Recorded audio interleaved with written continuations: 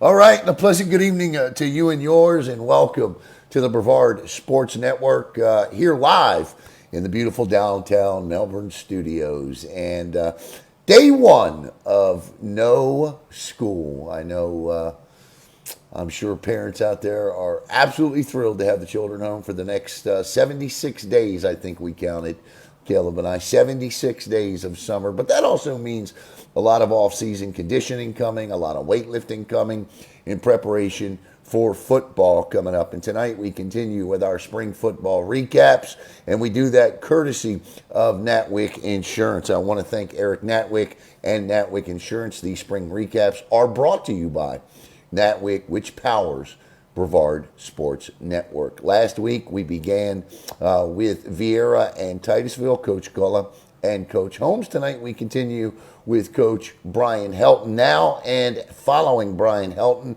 joining us will be the head coach of the Heritage Panthers, Michael Benson. So without further ado, let me bring on the man in charge of the Satellite Scorpions. He is entering, hard to believe, already season number 3 coming up next year. The head coach of the Scorps, Brian Helton. Coach, how are you? Good, and yourself? Good to have you here. I'm going to have to tell Coach Benson that all of these coaches that I have on, I've got these beautiful helmets here on this desk. And so I thank you for that last year, and I got to get a Heritage one on here as well. But, Coach, I will begin with you the way that I've begun with a lot of the coaches that I talk to about spring, and that's with one simple question: how did your spring go? It went as expected. With our OC stepping down, with like 2 weeks, 3 weeks into right before spring season opened up. We I had a perfect opportunity to call Dwayne Corlett and pitch him a little bit, and he took it and ran with it. You know, we are staying with the spread, but we kind of installed some new options, some new twists to it. So it was definitely a process. The offense was a little bit behind compared to where the defense was. Just being the third year, I've got quite a few kids that are back on that defense that know the defense, and also it clicked a little bit quicker for the defense than it did with the offense. But all in all, I felt that we are where I expected to be. After basically only having 14 days of practice, because our game was supposed to be on Friday, it got switched to Thursday, and not having that opportunity to get 20 days in. It's I feel good where we're at. What did you particularly like about your jamboree? What did you like about your spring game? I like how we got to, we moved the ball. We were able to run the ball, run the ball effectively with Noah Flores, with Logan Waite. Colin Roddy was back there, catching some balls and being able to run. Parrish, our receiver, Parrish Jarns, our receivers. Austin Williams, who, had to move away last year and is able to come back. And, I think Dylan Vigliotti did a good job coming back off of his ACL tear, and he'll admit to you he played a little bit scared, but he did get comfortable as the the night went on, and Brody, Grannon did a great job, and unfortunately we didn't get some younger guys in there, and get some juniors in there, so some of our upperclassmen. I wish that we had that opportunity to get them in there. I feel kind of bad that we didn't get them in there and get as many plays for them. But all in all, we're good. We're good. We were able to pass the ball when we needed to pass the ball. We were able to run the ball when we needed to run the ball. We were able to stop them on defense when we needed to stop them. I've got some. We still have some spots that we need to work on defense and definitely on offense. But we're right where I expected to be. Coach, what do and first of all, let me say this as a guy that's tore multiple ACLs. It is a psychological thing once the healing is over with that injury.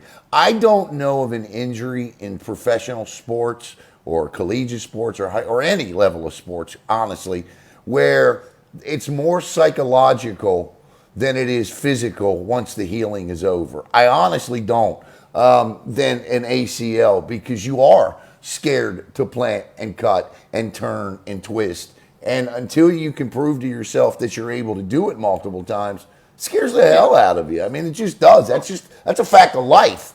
Oh yeah. All right, so And not to mention, he blew his ACL before. Right. That was the second tear on that same knee. So it's he was definitely playing a little gingerly, but like I said, as the game progressed, he felt you could tell that he was getting comfortable back there and being able to move a little bit. So as long as he keeps progressing, he's going to do a phenomenal job for us. All right, and Coach. So is Grant.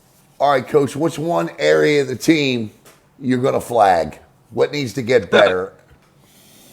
Our right side DBs, okay. They need to get better. My left inside linebacker needs to get better, and my receiving core needs to get better as well. They need to do a lot better job, finishing out the play and blocking and actually fighting for the ball. That's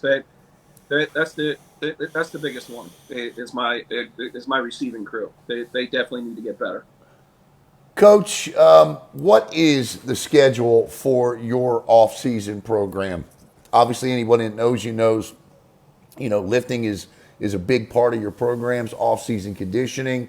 What is your schedule coming up for the off-season for this program?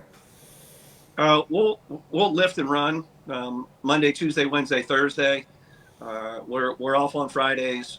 We'll have we'll have some inter squad, or not inter squad, but we're going to get with the passing league with Cocoa Beach and Merritt Island on Mondays. We're looking at trying to do that 7-on-7 league that they're getting together with, and then July 18th, 19th, and 20th we're going to Weber International for a 3-day padded camp. So we'll be doing that. I'm looking at the UCF 7-on-7 tournament, the FAU 7-on-7 tournament. Those are two very, very good and well ran programs with the 7-on-7 tournament, and I like how they do it. So we're done. You're going to the Warner team camp, you said, right? Yes. Now, they obviously, for those that don't know, the FHSAA they just made, I can't remember exactly how it's worded, but with these team camps and the pads you could take up to 600 snaps in these things now in pads, right? Yes. Yeah. Yep. These team camps have really, I believe these team camps are they've been going on for years, but I really think that the way that a lot of coaches incorporate these team camps into their off-season programs, if you do them, I really believe it gives programs a jump on, putting the pads on coming into fall camp. How do you feel about them? In the past, at places that I've coached, we took multiple teams to the team camps, and those teams that we took to the camps, one went to the state championship, and then the other ones went to the third round of the playoffs. Right. Pretty much every year that we went to the camp, we went to the third round of the playoffs. So it gives us an opportunity. It gives the team an opportunity to bond and get together. Looking at the 3-day schedule, it's brutal, but it's definitely a great opportunity for not only these kids to get better, but an opportunity for us coaches to get better as well. Well, look, if high school student athletes are going to start being able to cash in on name, image, and likeness, and the NCAA announced last week that the Power Five, well, actually not just the Power Five, but all the way down, are going to start paying players in 2025. They're going to get salaries. I mean, they're going to get paid to play games. Words like brutal can now be removed from vocabulary, in my opinion. That's just how I feel about it. And I agree. I agree with you. That's just my little dig on that. Coach, the schedule this year doesn't give you much room to breathe coming right out of the gate. You got Rockledge week one. You're at Rockledge. You got Vieira at Vieira week two. That they're returning 10 of 11 starters on the defensive side of the football, so that's going to be a huge challenge for your offense. Melbourne looked pretty good in their spring jamboree. You got O'Galley, Palm Bay, and of course Titusville and what John Holmes has done up there. At Merritt Island, and you close at home against Sebastian River. How are you approaching your schedule out of the gate? You don't take a team for granted. You gotta, this off season, when I made the schedule, it was tough. A lot of a lot of teams that I called, they either they didn't want to play us or they wanted to wait a little bit and try to see what was going on. But with the way that the FHSAA was talking about having a super super bracket, you didn't have to play in your county or your district and this and that, and so everybody was trying to play everybody, and so I was trying to get the teams that were around here that we normally play, and with a couple teams that wound up going down to the they went independent, and then the other team dropping down a little bit. It was just too hard at that point trying to get us into that situation. So I called around schools, and no, coach, we don't want to play you, we don't want to play you, and then you get your schedule made and you think everything's good, and then you get a phone call from a coach saying that they can't play you because their district changed. So now you're trying to get another team, and it's tough. I'm we're going out there, and we're going to play the best football that we can possibly play, and I keep telling them we're going to make mistakes, but we've got to keep the mistakes to a minimum. We've got to keep the penalties to a minimum, and if we do that, and we can hold on to the ball and move it when we need to move it, and use that time possession the way that we should, we'll come out on top.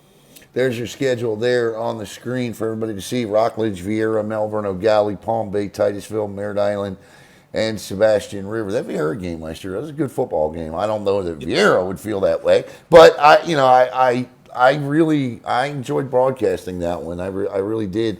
Coach, as you enter your third year as the guy, the head coach, what have you learned from year one to now? Oh man, it's a crapshoot with this transferring. You try to keep everybody happy, and you try to make the best situation with what you have, and you try to make the guys comfortable, and you think they are comfortable, and then all of a sudden they disappear, and they might disappear during Christmas break, or they might disappear during summer.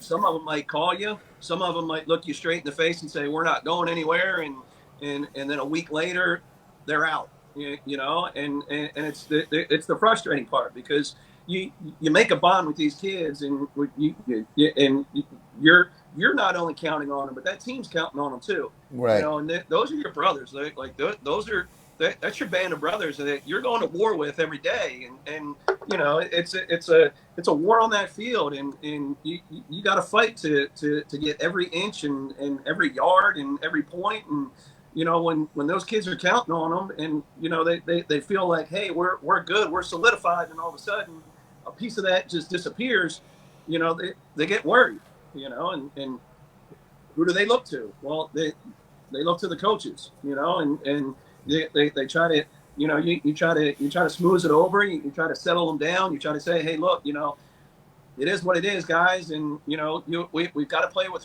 who we got, and it comes down to you guys, and this is your team, and we got to play with who we got to play with, and if we got to go Ironman football, we'll go Ironman football. But with this being able to transfer back and forth and transfer multiple times during the season, it takes a toll. It takes a toll on me mentally, and it's tough. It is. I'm not going to lie to you. It's tough because it does hit me mentally. It takes a lot out of me. It hurts, every time that you lose somebody because you feel like you did something wrong. You feel like you let the team down, and you got to look at yourself in the mirror. You got to sit back. You got to reflect, and you got to figure it out. But you can't dwell on it too long because they're gone. They're no part of your team, and your boys are looking at you like, you're our leader, coach. But how are you going to handle this? You can't handle it. How are we supposed to handle it? So you dwell on it for a little bit. You talk it over with the kids. You talk it over with your family, and we move it on, and we next man up. Let's go. Coach, obviously, listen, over the last couple of years, we here at Brevard Sports Network, we try to do the right thing in terms of when we talk about student athletes, but it feels as though that there is media that passes us by in terms of issues that surround this county with things like transfer. So I'm not going to bring up any names, but you got one of the better players in the county, Coach, and the scuttle. And I'm not saying anything that's not been on social media or in chat rooms or in spaces or on X or wherever. But you got one of the better players in the county, Coach, and the scuttlebutt has been for 6 months now that he's going to transfer here or he's going to transfer there and he's going to do this and he's going to do that. How, as a coach, do you come to grips with that? You sit down and you talk with the kid, and you talk with the parents, and and you hope that you've got a good relationship with them, that you can be open and honest with them, and they can be open and honest with you. And I've been told that they're staying, and they're Scorpions, 100%, and I'm taking them for their word. And he did a great job for us in the spring game. I mean, he played multiple positions for us. He was a running back. He was a slot. He was a DB for us. Scored 4 touchdowns, did he not? Sure. Yeah. And I mean, obviously now, we're talking about Noah Flores, who's been a wonderment on the gridiron since he was a youth football player. I mean, some of the best youth football plays I've ever seen made were made by Noah Flores. And I know it's a difficult situation. And listen, satellite with, a particular student athlete like a Noah Flores isn't alone in this. We watched Melbourne last year lose talented players to other schools. We've seen Vieira lose players. We've seen Rockledge and Cocoa lose players to each other, if you will. So you're right. I mean, it's obviously got to be a very, very frustrating thing. Do you ever say to yourself, look, this is a part of it, this is what it is, or does it just never gets any easier? Yeah, you look at it as it is what it is, and it's what it's what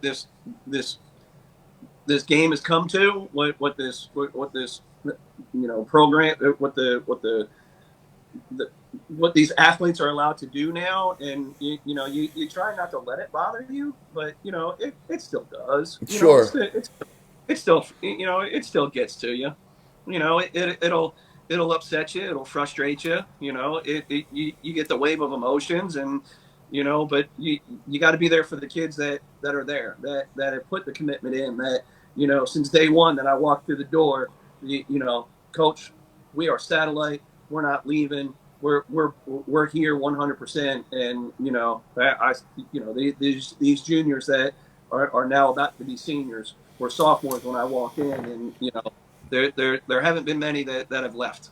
Not many that have left, and I, and like I said, we talked about Noah, and I've talked to his parents, I've talked to him, and he has reassured me that this is where he wants to play. His parents reassured me that this is where he wants to play, and so I'm running with that, and we built the offense around the players that we got, and he's one of those players that we had to build the offense around. So it's spectacular spring game for the young man. Coach, let me ask you this: you look across the landscape of what happened, not just here in Brevard, but across the state of Florida. And I think a lot of misnomers is this school can get me recruited, that school can get me recruited, this school can get me recruited. I actually saw a post from a freshman the other day that said that they got an offer. I just shook my head, Coach. yeah.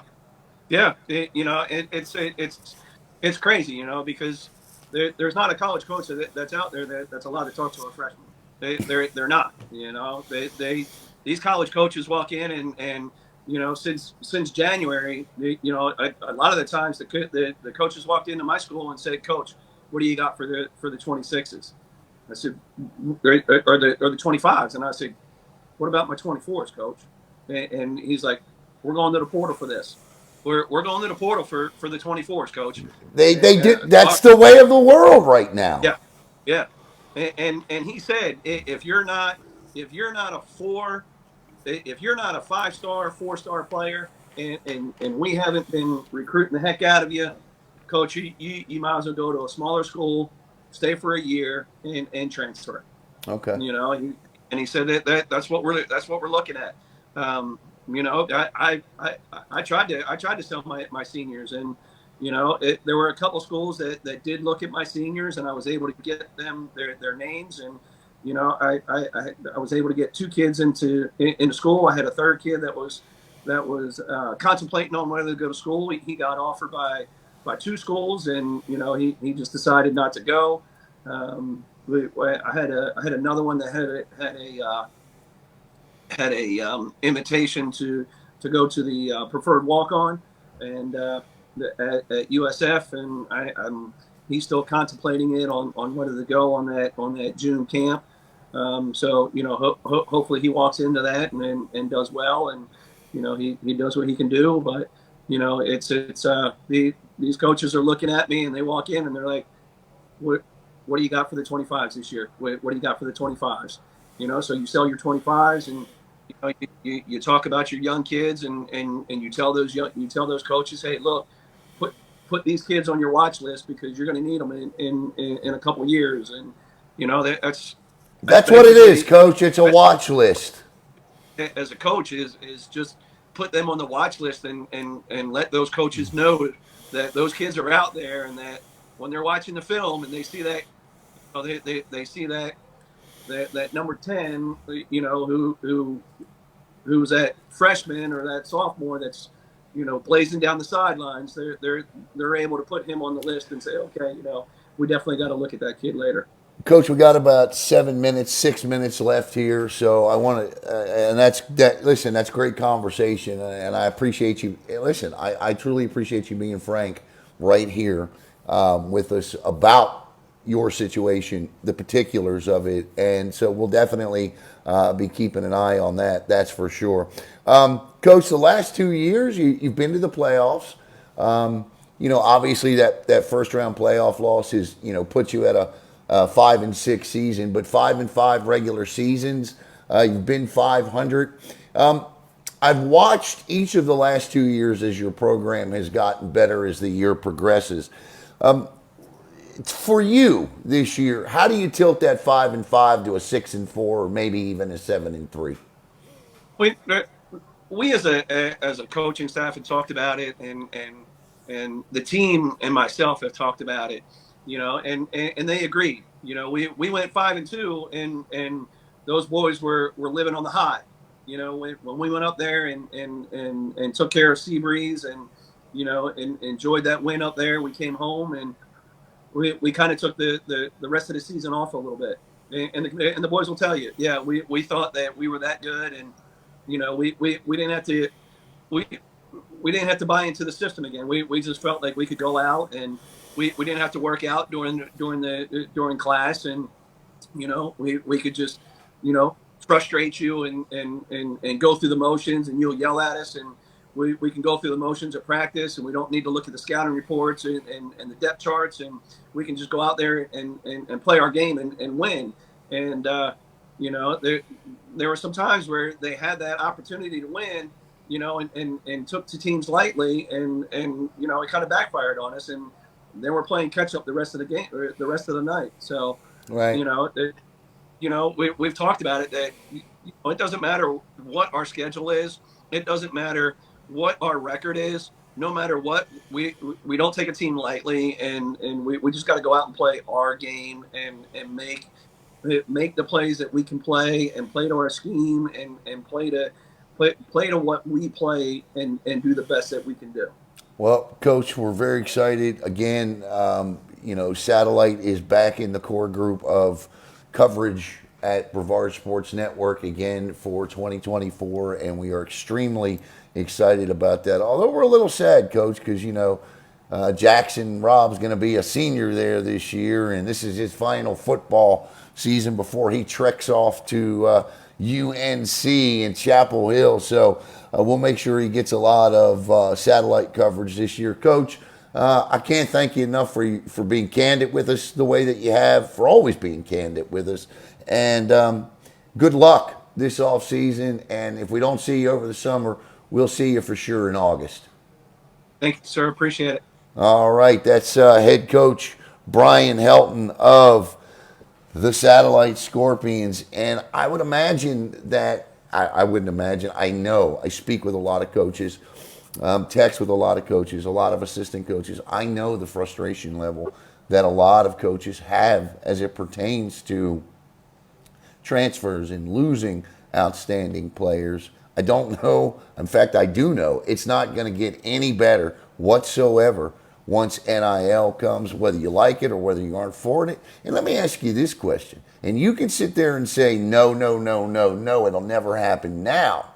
And I get it. It's public schools. There's a lot of things that go down the pike. But if they're paying college athletes now, how long down the road? I don't think I'll ever see it in my lifetime, but how long down the road before a star-studded football superstar has a right to be paid for filling seats at high school stadiums? I don't know. Again, I don't think I'll see it in my lifetime, but the NCAA has certainly opened up a can of worms with it. Do I think that players deserve to be paid? I do. I think they do deserve a portion of the revenue that they bring in. I don't think coaches and universities should collect $1 billion and a college student athlete in any sport struggle to go out on a date on a Friday night, or struggle to go to the grocery store, or not be allowed to hold a job. So I say good for them. I do think there should be a limit on it, but all of that's for another show. So I thank Brian Helton. Coming up here in about 17 minutes, Michael Benson from the Heritage Panthers will join me, and Coach Benson and I had another great conversation as we continue to recap high school football spring games and practices. And, of course, the Heritage Panthers did not have one. And we'll get Coach Benson's take on that and whether or not that's the wave of the future. And then coming up at 9 o'clock tonight here on BSN, a very special one-on-one for our summer one-on-ones as we sit down with Odika Giscombe. And she is going to be running in the Masters U.S. Track and Field World Championships in Sweden in July. And we spent a half hour with her on Sunday, and that interview will air tonight at 9 o'clock. So thank you all for tuning in. For head coach Brian Helton, I'm Alan Slaughterzinski for the Brevard Sports Network.